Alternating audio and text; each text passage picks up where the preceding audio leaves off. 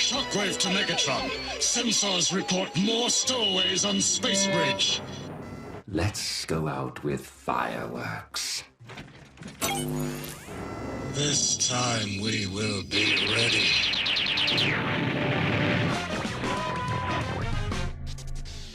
Hello everybody and welcome, I'm Comodin Cam, and today we're going to be updating every Shockwave design from worst to best. Excellent. Again? Soundwave transfer. Affirmative.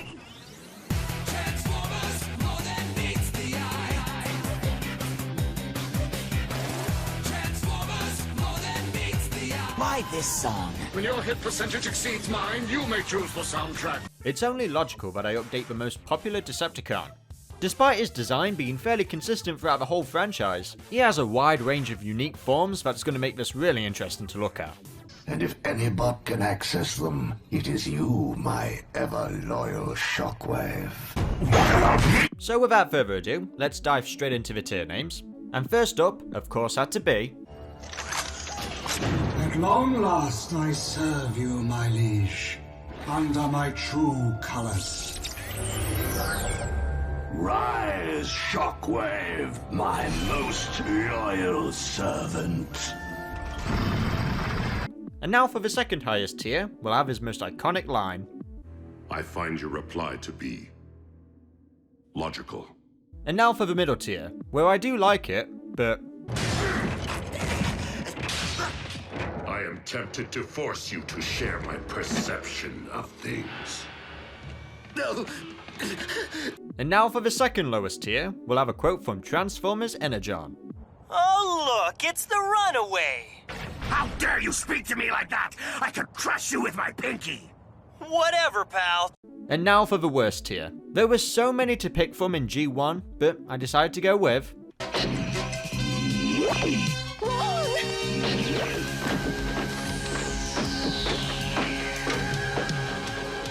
Miserable glitches.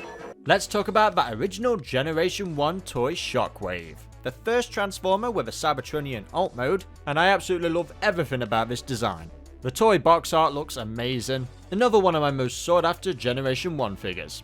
The original toy was called Astro Magnum, created by a Korean company called Toyco, until it was licensed by Hasbro and it became Shockwave. And this was integrated so brilliantly in both the Marvel Comics and the original Generation 1 cartoon. There's not really much to say about the Marvel Comics because it's pretty much identical to the cartoon. The only thing to note is that both of these iterations have drastically different personalities, as Marvel Comics Shockwave was always trying his best to take over as leader of the Decepticons and overthrow Megatron. As for the cartoon, he was Megatron's most loyal servant, who remained on Cybertron to safeguard the planet. Now for my personal preference, I've always preferred Shockwave being the most loyal Decepticon. I'll admit, I do like it when he deviates sometimes, but the story's just gotta be right. I don't think Shockwave would be the same, however, without the brilliant voice performance of Corey Burden, who brings this cold, calculating Decepticon to life, giving us some of the most memorable lines from the show.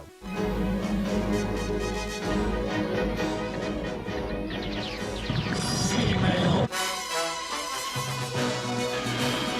So the female Autobots still exist. Yes, we exist, and we always will. Such noble nonsense. While I do like the toy and the box art, I think the cartoon and the Marvel Comics perfected the style of this design. And they somehow managed to translate the cartoon design in this masterpiece toy. Absolutely incredible, the detail on this figure is insane. Just goes to show how far we've come in engineering. But it hasn't always been perfect with this mighty mug Shockwave. I must protect Cybertron from all hostile threats. Well, at least the Funko Pop Shockwave is better. Yes, that was a compliment to Funko Pops. And now the Action Masters Shockwave, which doesn't transform, and he's got this disgusting orange all over him. Of course I do like it because it's the original G1 design, but I'm tempted to force him to share my perception of things. This one has your name on it, Shockwave! So much for Shockwave. Now let's talk about the Binaltech Shockwave. Now I do love the artwork for this, but when it comes down to the toy, they've really not done anything different, just slapped on the Shockwave head and the laser gun. I do like the car mode, however, I just don't think it works for a Shockwave toy. I think the colours are really great, at least in these official images. I just don't think these realistic car designs work on all of the Transformer characters.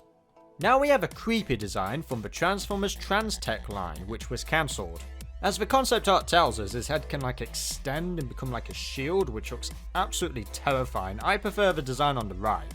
The vehicle mode is sort of cool, but the body itself just gives me a spider vibe, which is something we do see in the modern era of Transformers. I don't think it's perfect, but at least it's unique and different. Definitely different is the Energon's take on the character.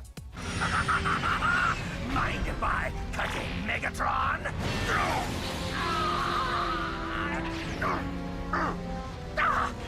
This wasn't supposed to happen! Now he was designed as a modern version of the original G1 Shockwave, but they couldn't name him Shockwave because they had lost the trademark, so they had to name him Shockblast. I like to think of him as Shockwave's loser twin. But you guys have my back, right?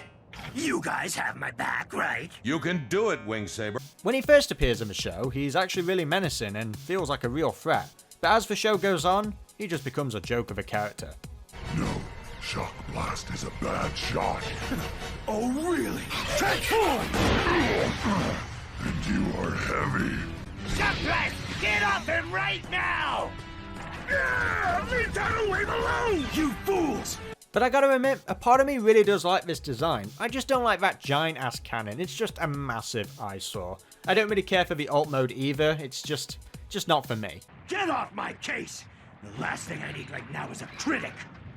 But I do like the chest and the shoulders and the head design. I think it's really cool actually. I can sort of imagine this being a fun toy to play with. But I'm fully aware that this isn't everyone's favourite take on the character, and would rather see Shockblast get destroyed.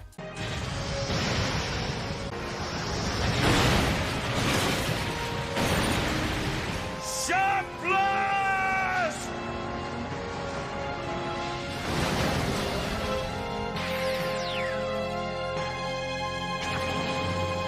Now I remember seeing a custom of this design way back in 2007, and Jin Satomi does a fantastic job of reworking this toy into the Generation 1 Shockwave. There were many customs of this at the time, and I believe its popularity made its way through the Transformers Legends game, where it's clearly inspired from that Energon Shockwave custom. I mean, just look at it, it looks 10 times better in the G1 aesthetic. But I'll be kind to Energon because it's a fresh new take on that design. Your argument is logical. As soon as Hasbro reacquired the trademark, they were quick to slap it on a random figure that had no relevancy to the original character, and this is the Cybertron Shockwave. Yep, it's just a way to save the name. And now, let's talk about my loyal servant, Shockwave. Now this is without a doubt my absolute favourite interpretation of Shockwave. I just love what Derek J. Wyatt did here with this design. I love the broad shoulders and the wide chest and his sharp fingers as well. Everything has just been stylized just so perfectly. No! I am the most faithful. Have you blown a diode? I'm trying to work here. I did nothing. Oh, for Spark's sake. I really want an updated figure of this design. And the fact that this design can transform into a completely different design, as we know from the show, Shockwave was a double agent, posing as an Autobot, and the big reveal that it's actually Shockwave was just, as a kid, one of the best moments in the show. Now I love both the grey colours and his true colours, the iconic purple, but you know, there's always been a part of me that prefers the grey colours, surprisingly. I think they're both terrific though, they both go hand in hand with each other. Now talking about the long arm design itself, I have to count it because it is Shockwave, just the way how it's all integrated and that this can transform into a completely different character. Most of it's reverse, you know, he just turns his legs and everything gets extended, but still nonetheless it's a great concept for Transformers, and it's like the double dealer effect. You know, I'm glad that they managed to incorporate that because it's rarely something we see in Transformers. Now unlike the Shockwave design, the long arm design when he turns purple for that brief moment in the final episode of Animated, I gotta admit I'm not really feeling it. I don't think it works in the long arm form. But regardless, both of these variations are just absolutely perfection. Derek J. Wyatt did such a fantastic job with Shockwave. That's all I needed to hear. But while we're on the topic of Long Arm, we'll talk about the Shattered Glass Shockwave, where he's a good guy. We have both the animated and the Energon variant, and honestly, I prefer Transformers animated. He's small, he's cute. As for Energon, I don't really dig the yellow. Do you intend to whine for the duration of the voyage? Now let's move on to the comics, and we'll talk about once again when Shockwave was a good guy, and we have Senator Shockwave. This was before the war, before he got lobotomized and ripped of his emotions. The only thing really similar to the Shockwave design is the chest, that's kind of it. And I do like this concept. I don't, however, like the toy version so much. It's just a War for Cybertron Seeker retool, and it's fine, it serves its purpose, but nothing striking. I do not blame you, as it is well understood that Seekers have extremely low intelligence. Now, Shockwave doesn't really have any unique designs made for the comics. His designs are mostly based on other media that's going off at the time, but we do have a slightly modified G1 version of Shockwave that was in the Spotlight comic, and it looks cool. It's a good modern revision. The shoulders are changed ever so slightly, but like I said, there's nothing distinctly different that much compared to the G1 design. But what is different is the Hearts of Steel Shockwave. He is an absolute beast of a warship. I really want Hasbro to do a legacy figure of this design. The only thing we have is the third-party toy by Mastermind Creations for Cyclops, and then we also have a fan creation by Sam's Forge. It's an upgrade kit. You basically take the War for Cybertron figure and you place these parts on it.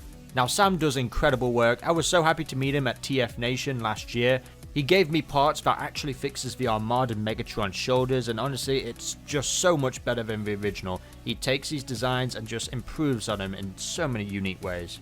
Now we have the Biomech Maximal Shockwave, designed by Guido Guidi. And you know what, I kind of dig this organic vibe. It kind of gives me a Transformers Prime Beast Hunters kind of vibes, like kind of a good look at that. His bug mode is very similar to his future like sort of spider tank mode. I can get on board with this, it's logical. I'm not on board with the titanium Shockwave though. I don't really like the yellow mixed in with the grey, but I do like the legs are pretty cool. This is mid. Now for G.I. Joe, and it's just a HISS tank. Yep, he doesn't transform, what a miserable glitch. Another miserable glitch is the bot shots. Do you normally make it a habit to attack your own bots, sir? I mean, it seems a little strange, perhaps even Decepticon-like behavior if you don't mind my saying so. In fact, if I didn't know better... Now moving on to the Creos, and the only logical one is the basic Shockwave. The rest of them are just ugly in design. Abominations. Accidents of the Emberstone. Not bad of a design, however, is the Constructor Bot Shockwave. We have the regular version and the Beast Hunters version, and I much prefer the Beast Hunters. Both of the vehicle modes actually really work for Shockwave. So like I said, I've been kind of giving the Constructor Bots somewhat some praise lately. Some designs are really good, some aren't, but this one I actually really dig. Now a design I'm sort of split on is the Cloud Shockwave. This is basically just Whirl repainted as Shockwave, and yeah, it's lazy. It does kind of make sense for a Shockwave design in some areas, but the art really makes this look better, you know, to be honest. But it's not the worst repaint, but at the end of the day, it's just Whirl, but purple. Open sesame. If they changed more about it, it probably would have looked really good. Now I usually don't like to hate on these guys, but I'm not really feeling it for the Q Shockwave. I tend to like most of the small car modes, but the chest on this Shockwave, I'm just not feeling. It seems misplaced. In that case, I'll just have to extract it manually. Now an absolute triumphant of a design is the Transformers Prime Shockwave.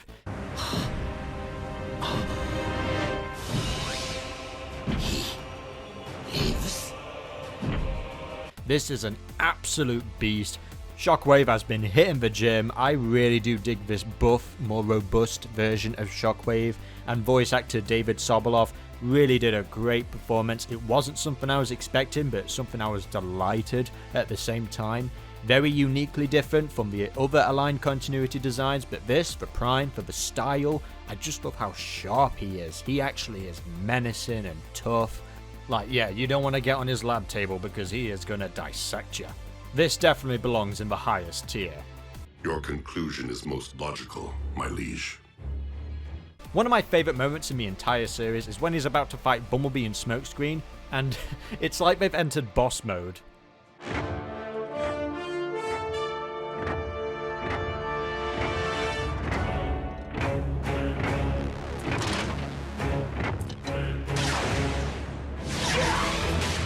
Now another design that I absolutely love is the High Moon Studio Shockwave. I hope Hasbro gives us a new toy of this for the Gamer Edition, because I loved playing as this character in War for Cybertron, and I was so happy that he returned in the sequel, Fall of Cybertron, voiced by Steve Bloom, who did a really good performance. I really like the Cybertronian mode of Shockwave. You would see this design a lot in the IDW comics as well. This without a doubt belongs in the S tier. Another cool video game design is the Forged to Fight Shockwave. I love the gameplay of this. He actually transforms into his iconic G1 gun as well. It's a really good revision. The shoulders are very similar to the Spotlight comics. So yeah, I gotta say it looks really fun to play in the game. The same really can't be said for the Earth Wars game. It's like a toned down version of the Forged to Fight. Like the shoulders are still there, but there's just no style to it. If you've watched these videos already, you know I don't have a lot of love for Earth Wars, but some of them are really good, but this one, it's just kind of plain. A very blocky, but you know, overall, it's an alright design.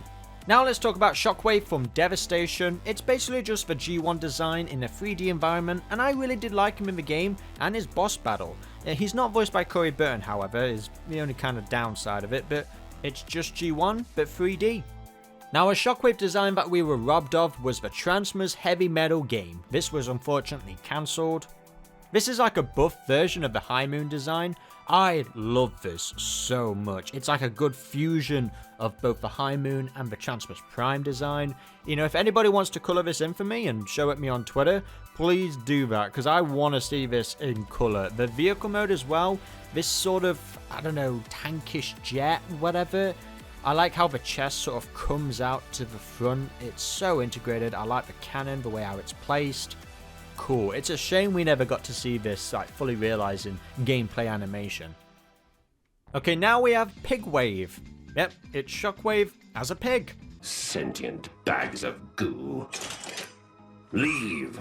And you know what? That's what I like about this Angry Birds design, is that you can't tell it's a pig. It's actually well integrated. It's like a miniature Transformers Prime Shockwave. It's a pig. It defies logic. Yes, I'll put him in the second tier. I knew it was merely a matter of time before you came back here to find your little friend. Now let's move on to the Bayverse Shockwave, and we'll start off with the 2007 video games, because that was his debut. We have the PSP version, and I really like the tank mode, that's kind of it. The robot mode, I'm not really feeling it, it's a bit too muddled for me. But then when it comes to the console game, I really like this. And this is what I mean when I was talking about the cloud version. I wanted something more distinctly different like this. I believe that this is like the only time he was a triple changer, and it was a good boss battle in the game. There was nothing to the personality of Shockwave, he didn't even speak, unlike in the PSP game. It's a shame that we've never got a toy of this design. Now moving on to Dark of the Moon, and this is an absolute brute of a design. Now this is the definition of an emotionless killing machine. His cannon is just absolutely enormous, and you know what? I actually really like this design. It's just a shame that he didn't have more screen time in the film. Of course, he was paired with his driller bot. We never saw him actually transform, which, you know, yes, it's a shame, but he doesn't really have one. The toys did their best to make one, you know, as being a tank. Now, I know a lot of fans don't like this design, but I really love it. The only criticism I would give it is I just wish there was more purple. You're fighting rather bravely for nothing more than a shelved piece of empty hardware. And it's a shame that Corey Burton didn't reprise his role for the film. In 2007, Burton was offered the chance to audition for Jazz and Brawl, but he turned it down. Quote, "I have practically no interest in that kind of mega-budget movie enterprise involvement." We can only imagine what might have been. Run, Autobot! Not unless you can fly. Now as for toys, I do like the Studio series, even though that tank mode is an absolute mess. I find it so funny that they lied about the colour of this toy, because you can see in these promo renders it's way more purple than it actually is. And that's why I got the third party version, I just prefer more purple. Now we do have a slightly different design from the Dark of the Moon prequel comic, and you know what? I think a lot of fans would have been much more happier with this. It's more Generation 1 inspired, but it's still got that Bayverse element to it. It's a lot more solid as well, there's not a lot of parts all over the place. But hey, I think both the movie and the comic are really good. What's not very good is this little gremlin of a creature. Yeah, this is the worst. Losing power. Just try. And now for a design that I really love, the Cyberverse Shockwave. I really love the light purple patterns all over his body, and I know the spider mode is a bit of a hit and miss with some people, but I think for the show, it worked out really well. It's just a shame that towards the end of the show, this Shockwave got bullied quite a lot.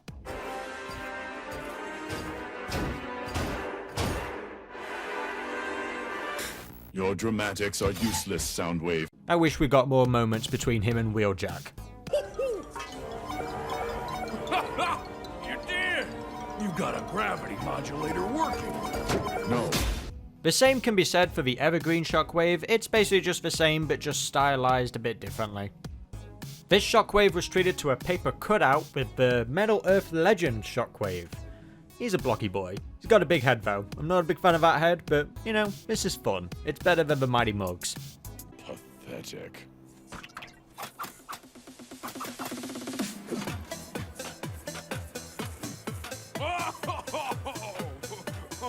Now moving on to the War for Cybertron Trilogy Shockwave, we have the Leader Class toy. I think it's a bit cheeky making it a Leader Class. It's just a Voyager with extra parts on it, but those extra parts somewhat make the design better.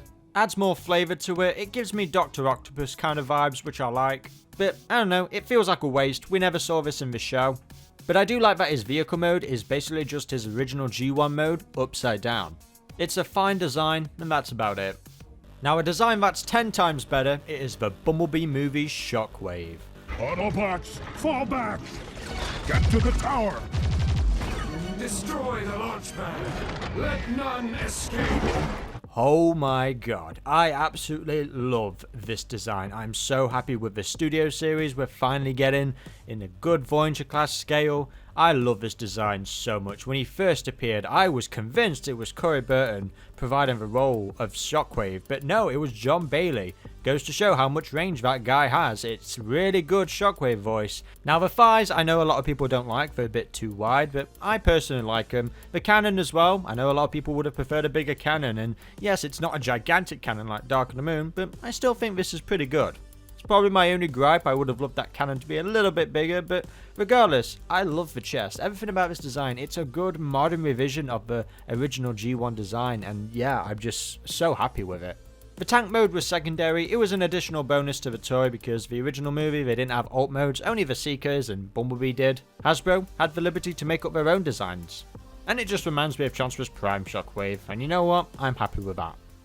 Now I'm not really happy with the EarthSpark Shockwave. I was hoping for a fresh new design, but it's just G1 but slim. And don't get me wrong, I do like the animation style, but there's just nothing new about it. We got like a fresh new Megatron design, Optimus Prime design, Bumblebee, Shockwave. They just took G1 and just slimmed him down a bit. And the toy as well, it's just repurposed as Cyberverse Shockwave. And in a way, I can't kind of blame them because they haven't done anything uniquely different. I think you mean ingenious. While the Bumblebee movie takes that G1 design and gives it a good live action mold, EarthSpark and War for Cybertron just kind of fail to reinvent that original design in a unique way. Now for the final official one, we have the Transformers Reactivate Shockwave, the upcoming video game that should be releasing sometime this year. Should be releasing. Should does not mean yes. Now we only have a few images of this design, so the final result may vary.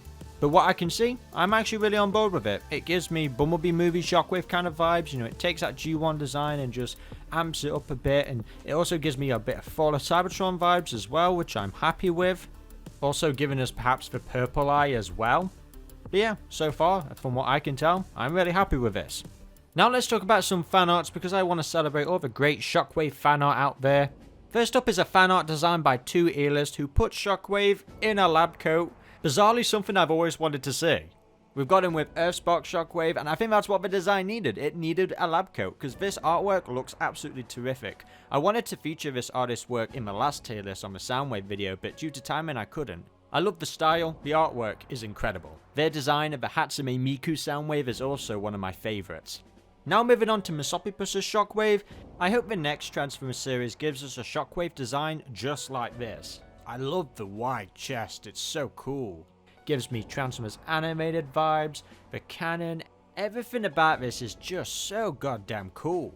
I look at these fan art designs and I just want them to be incorporated into the shows. Same goes for Du Hong's interpretation of Transformers Prime Shockwave. Now this fan art was created before the reveal of Shockwave in Transformers Prime, and I, along with many other people, thought this is how he was going to appear in the show. Like how I said earlier, this could have easily have also been in Transformers EarthSpark, just a unique looking Shockwave design that we really need to see. And the same goes live action when it comes to Mick Gass's Shockwave design released in 2007. A lot of fans were hoping this would be Shockwave in that movie, and it's a shame that we didn't get a design like this because I absolutely love it. It is the perfect sort of G1 inspired Shockwave design in live action. It definitely has that Bayverse element, and that head design is just astonishing. All links to these incredible artists will be in the description box below. And there we have it guys, every Shockwave design ranked from worst to best. And my personal favourite has just got to be the Transformers animated Shockwave. I just love what Derek Jawaya did with this design. Like, this will always be my ideal version of Shockwave, both the purple colours and the grey colours. Let me know which Shockwave design is your personal favourite in the comment section below. Well, it was fun while it lasted. No, it wasn't.